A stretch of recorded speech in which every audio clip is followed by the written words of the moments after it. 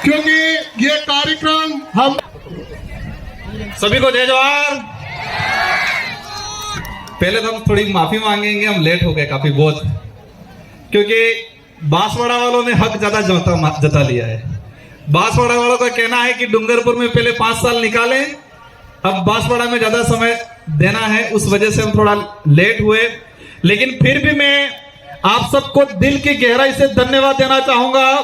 11 बजे से कार्यक्रम शुरू है और ये 6 बजने आ रही है, फिर भी आप डटे हुए, उसके लिए एक बार जोरदार आपके लिए तालियां बजा दी जाए। आज ये जो जुनून है, ये उत्साह है, एक जोश जज्बा है, ये संकेत कर रहा है कि आने वाले समय में हमारे इस क्षेत्र के साथ साथ पूरे देश के अंदर एक शानदार क्रांति लाएंगे। ये संकेत कर रहा है आज का जो जुनून। साथियों, विश्व आदिवासी दिवस, ये जो दिवस है, ये हमारे लिए, इस देश के लिए, पूरे विश्व के लिए और मानव मात्र के लिए एक महत्वपूर्ण दिवस है। विश्व आदिवासी दिवस आज ये विश्व आदिवासी दिवस हमारे पूर्व वक्ताओं ने बता दिया होगा उसका कब घोषणा हुई, कब से मनाया जा रहा है, इसका उद्देश्य क्या है, और इतने समय में 1994 से लगा के आज तक कहां कहां मनाया गया, किसने मनाया गया, कौन रुचि ले रहा है, किस सरकार ने रुचि ली, इस दिवस का उद्देश्य किसने बताया, आप सब भली भांति जानते हो और पूर्व वक्ताओं ने बता दिया होगा। विश्व आदिवासी दिवस हमारी होली है, मान लो दिवाली है, आपका दूसरा कोई त्योहार है, सबसे बड़ा त्योहार विश्व आदिवासी दिवस का दिन है और सबसे बड़ा त्योहार है ये हमारे लिए आज। साथियों, वो दिन याद आ रहा है मुझे जब 2015 के अंदर 2016 में हम कलेक्ट्री गए थे, विश्व आदिवासी दिवस मनाना है, हमें कई जगह दिया जाए। तात्कालीन प्रशासन, तात्कालीन सरकार ने कहा नहीं मना सकते हो आप। हम लोगों ने इधर इधर हाथ पैर मारे, जगह नहीं दी, सरकारी कहीं परमिशन नहीं दिया, और हमने गोकलपुरा में जाके सोमालाल जी के घर पे, उनकी निजी जमीन पे विश्व आदिवासी दिवस मनाया था। शुरुआत में बड़े पैमाने, शुरुआती एंडिंग की अगर बात करें, थोड़े संख्या हुई थी और उस समय कई लोग हंसते थे, कई लोग ताने मारते थे, लेकिन मुझे इस विचारधारा पे गर्व है कि इस विचारधारा ने आज ऐसी क्रांति ला दी है कि हर घर के अंदर, छोटा बच्चा से लगा के बड़े बुजुर्ग के अंदर आज जोश जुनून है, एक उत्साह जगा हुआ इस दिवस को लेके। यह दिवस इसलिए मनाया जा रहा है, यूएनओ ने, विश्व ने मिलकर इसलिए इसको घोषित किया गया है क्योंकि इस धरती को बचाना है, मानव जीवन को बचाना है, और मानव जीवन को बचाना है तो प्रकृति को बचाना पड़ेगा। और प्रकृति, कुदरत तभी बच सकती है कि आदिवासी समाज बचेगा तो ये कुदरत, प्रकृति बचेगी, जल जंगल जमीन बचेगा। ये विश्व के कई बुद्धिजीवियों को समझ में आया कि पूरे विश्व के अंदर जो ग्लोबल वार्मिंग हो रही है, पेड़ कटाई हो रही है, इधर इधर पहाड़ों को प्रकृति के साथ जो अन्याय हो रहा है, उसका एक ही उपाय है, क्योंकि उनकी रक्षा आज से हजारों सालों से आदिवासी समाज करता आया है। आदिवासी समाज का संरक्षण करेंगे तो प्रकृति का शरण होगा। ये विश्व के बुद्धिजीवी लोगों ने, यूएनओ में बैठने वाले लोगों ने समझा और इसलिए विश्व आदिवासी दिवस की घोषणा की। लेकिन बड़े दुख की बात है, उस समय लगाकर आज तक किसी भी सरकार ने विश्व आदिवासी दिवस को अपने विवेक से, उत्साह से नहीं मनाया, किसी भी सरकार ने। लेकिन हमें गर्व है कि हमने यहाँ पर आदिवासी छात्रावास के अंदर आप सभी ने मिलकर एक कारवां खड़ा किया। उस समय तत्कालीन सरकार थी वसुंधरा गवर्नमेंट की, और उन्होंने मजबूर ने ऐच्छिक अवकाश घोषित किया। और 2018 में 84 और सागवाड़ा की जनता आप सबकी मेहरबानी से 2 विधायक जीत के गए, और 2 विधायकों की जीतने की वजह से हमने दमखम से अशोक जी गहलोत से कहा, अगर आदिवासी हितैषी हो, उसके लिए कुछ कर सकते हो तो आदिवासी दिवस का राजकीय अवकाश घोषित किया जाए, मांग रखी और उनको मानना पड़ा। और 2018 में विश्व आदिवासी दिवस की सरकारी अवकाश किया गया 2019 के अंदर। कुछ लोग कहते हैं क्या किया, क्या उपलब्धि, ये बहुत बड़ी उपलब्धि है हमारे लिए, हमारी आइडेंटिटी हमारे अधिकारों की रक्षा, यूएनओ ने जो विश्व आदिवासी दिवस घोषित किया गया था उसको राजकीय अवकाश घोषित कराया। पूरे राजस्थान के अंदर कर्मचारियों के माता पिता आज पूछ रहे हैं, आज स्कूल क्यों नहीं गया, आज अस्पताल में क्यों नहीं गया, किसकी छुट्टी है। हर कर्मचारी अपने माँ बाप को जवाब दे रहा है, वो किसी भी समाज का हो, कह रहा है कि आदिवासी दिवस है आज। पूरे राजस्थान के अंदर हर माँ बाप पूछ रहा होगा, बच्चे पूछ रहे होंगे उनके पिताओं से कि आज किसकी छुट्टी है, तो आज विश्व आदिवासियों का दिवस है इसलिए छुट्टी है। ये हमारी बहुत बड़ी उपलब्धि हुई है और इसकी वजह से आसपास के जितने जो राज्य है, मध्य प्रदेश, महाराष्ट्र, छत्तीसगढ़, झारखंड, सभी राज्यों के अंदर राजकीय अवकाश घोषित किया। वो आप लोगों की बदौलत, आप लोगों ने संघर्ष किया, इसलिए आज देश के अंदर जो हालात बने हुए हैं। अभी मैं आ रहा था गाड़ी के अंदर, एक चीज मैंने देखा, राजस्थान में भाजपा की सरकार है। मैं इस मंच से पॉलिटिकली भाषण नहीं देना चाह रहा, लेकिन जो आज के दिन में आदिवासी समुदाय के साथ जो धोखा हुआ है, राजस्थान के मुख्यमंत्री जी ने अपने ट्विटर हैंडल से विश्व आदिवासी दिवस की शुभकामना पोस्ट की। अच्छा लगा हमें भी कि राजस्थान का मुख्यमंत्री आदिवासी दिवस की शुभकामना दे रहा है। ये कोई मामूली दिवस नहीं है, ये उन्होंने घोषित किया है। लेकिन तकलीफ क्या हुई, किसी के पेट में मरोड़े पड़ने लग गए और आधे घंटे बाद ही राजस्थान के मुख्यमंत्री की पोस्ट डिलीट कर दी।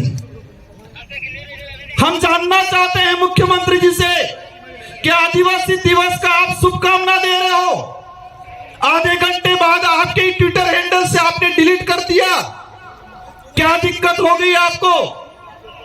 यह साबित होता है वर्तमान सरकार का आदिवासी समुदाय को लेकर क्या दूरदृष्टि है, क्या सोच है उन लोगों की। पोस्ट किया, आधे घंटे में डिलीट कर दी मुख्यमंत्री के पोस्ट से। किसका दबाव आया आप पे? आप नहीं चाहते हो आदिवासियों का भला। आज हम आपसे उम्मीद थी कि आज आदिवासियों के लिए कई बड़ी घोषणा करते, इस इलाके में आके दिवस मनाते, आदिवासियों के अधिकार को लेके, शेड्यूल 5 के जो प्रावधान को लेके बात करते। लेकिन उनको लगता है कि ये समाज ऐसे ही वापस कब्जे में आ जाएगा, जुमला फेंक देंगे, झूठ बोल देंगे, छोटी मोटी योजना दे देंगे। लेकिन ये समाज, इस क्षेत्र की जनता अस्तित्व के लिए, स्वाभिमान के लिए लड़ना सीख गई है और वो लड़ेगी। हमें साबित करना है ये बिरसा मुंडा, टाट्या मामा, राणा पूजा भील, राजा डोंगर बरंडा की धरती है और उनके वंशज है। ये हमें साबित करना है आने वाले समय में हम सबको मिलकर। आज देश के जो हालात बने हुए हैं, देश में विस्थापन हो रहा है, आप सबकी बदौलत मुझे दिल्ली की, देश की सबसे बड़ी सदन में जाने का अवसर मिला। मैंने एक डाटा निकाला, पिछले 5 साल के अंदर कितने आदिवासी विस्थापित हुए अलग अलग प्रोजेक्टों के नाम से। टाइगर प्रोजेक्ट के नाम से पिछले 5 साल में 2.5 लाख आदिवासियों को विस्थापित किया इन सरकारों ने। अन्य सभी परियोजना मिला के पिछले 5 साल के अंदर 4 से 4.5 लाख आदिवासियों को विस्थापित किया गया है इस देश के अंदर। आज तक का, आजादी के बाद तक का, अब तक का इतिहास उठा के अगर देखते हैं, इस धरती पे अगर सबसे ज्यादा कोई विस्थापित हुआ है परियोजना के नाम से, तो आदिवासी समुदाय विस्थापित हुआ है। लेकिन इन सरकारों को अब समझाना है कि आदिवासी समुदाय जग चुका है, समझदार हो चुका है, अब आपको मुंह तोड़ जवाब देने वाला है आने वाले समय के अंदर। यह कार्रवाई यही नहीं पूरे देश में चलने वाला है। साथियों, एक बात और मैंने देखी, हमारा जो इतिहास है आजादी से पहले का, मानगढ़ हत्याकांड देख लो, बिरसा मुंडा का आंदोलन देख लो, देश के कई कोनों में आदिवासी महापुरुषों ने जल जंगल जमीन की, स्वाभिमान की, हक अधिकार की लड़ाई लड़ी, लाखों लोग मारे गए। इस देश के इतिहास में अगर देखते हैं तो सबसे ज्यादा अगर कोई आजादी की लड़ाई, आजादी के बाद की लड़ाई में अगर किसी का मर्डर हुआ है, उनकी हत्या की गई है,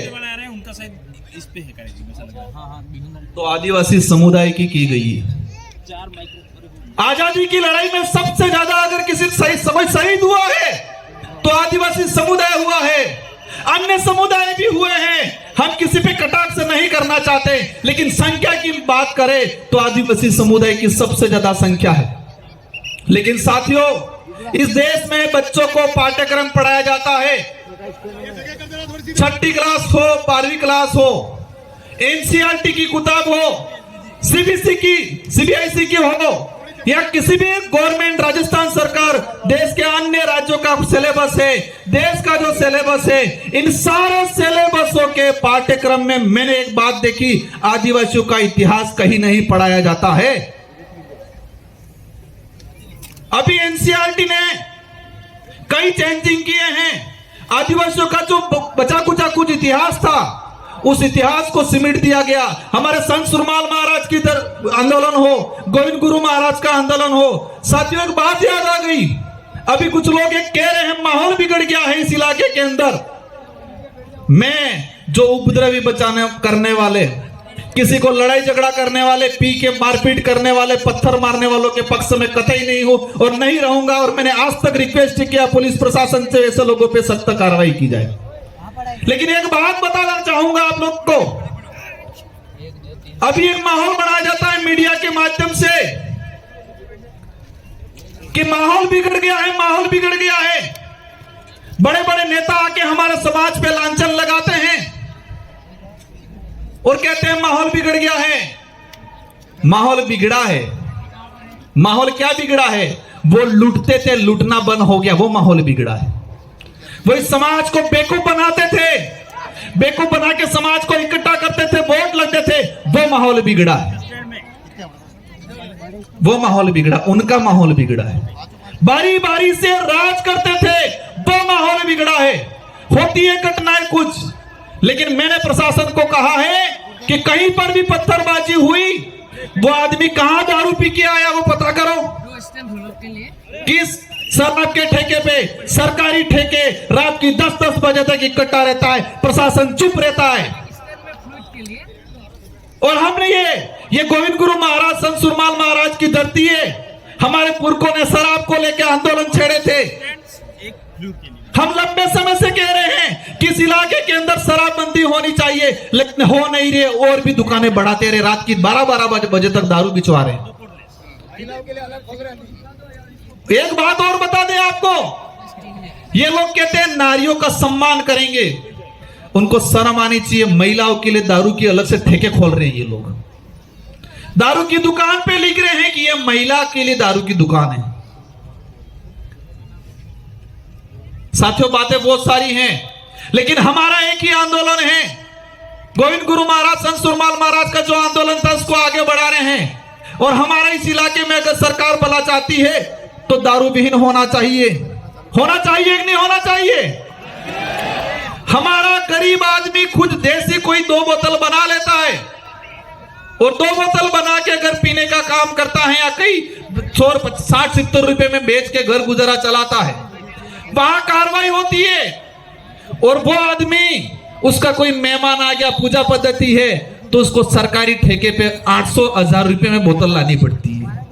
जो काम 60 रुपए में हो रहा है, वो काम ये लोग 1000 रुपए में करवा रहे हैं और कह रहे हैं माहौल बिगड़ गया। आपने कोने पामड़ा आई गई तो 60 रुपए में बोतल भाईजान पीवा वालों बुजुर्ग आदमी तो 60-70 रुपए में काम था कि नहीं था। लेकिन ये सरकार, यहाँ का प्रशासन उस गरीब आदमी की बंद कर रहा है, उसको कह रहे कानूनी कार्रवाई की कह रहे हैं। लेकिन वहां रात की 10-10 बजे तक अंग्रेजी शराब बेचने वाला ठेके खुले रह रहे, वहां पर कार्रवाई नहीं कर रहे हैं ये लोग। इसलिए हम सबकी जिम्मेदारी है, जो विशेषकर युवा साथी है उनको कहना ही चाह रहा हूं मैं कि दारू हमें बंद करना चाहिए। इंग्लिश दारू तो बिल्कुल बंद करना चाहिए। इंग्लिश के लिए हाथ खड़े कर दो सब। पैर बंद रात्रि जाए गाड़ी दियो ने क्यों।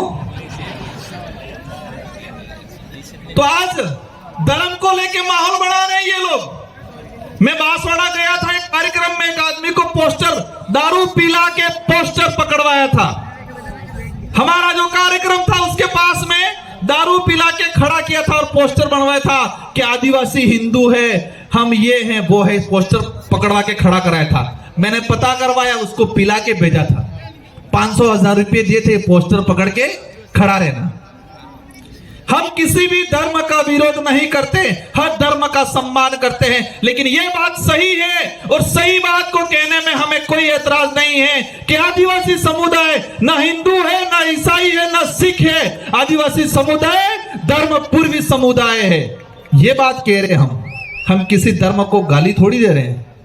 हमारा समाज ऐसा है, 1000 लोगों का परिवार है, गांव है, और एक कोई अन्य समाज का, ब्राह्मण हो, जैन हो, राजपूत हो, उस आदमी का घर होता है। सब मिलके उसकी सुरक्षा करते हैं, कभी परेशान नहीं करते।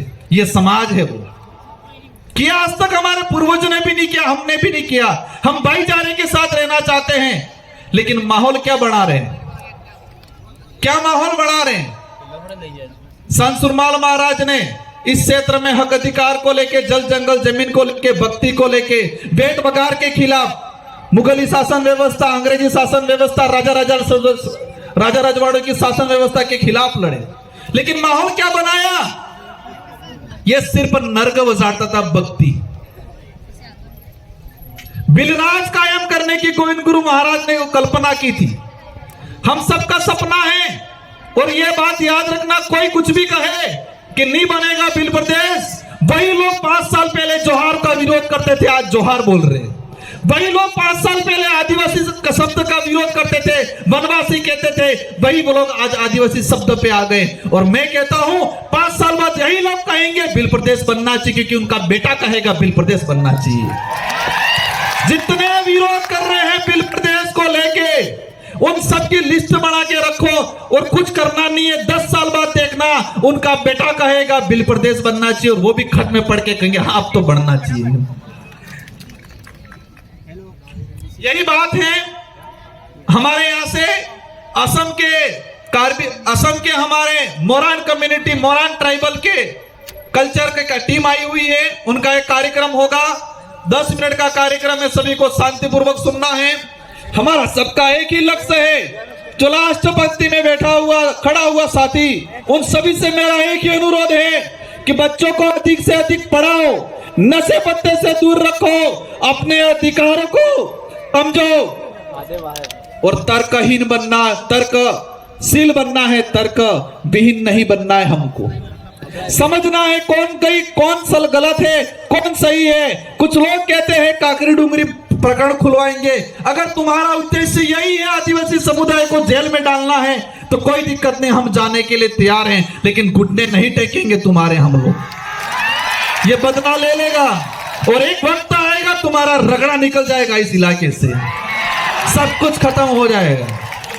आप सभी को खूब खूब धन्यवाद मेरी बात को सुना।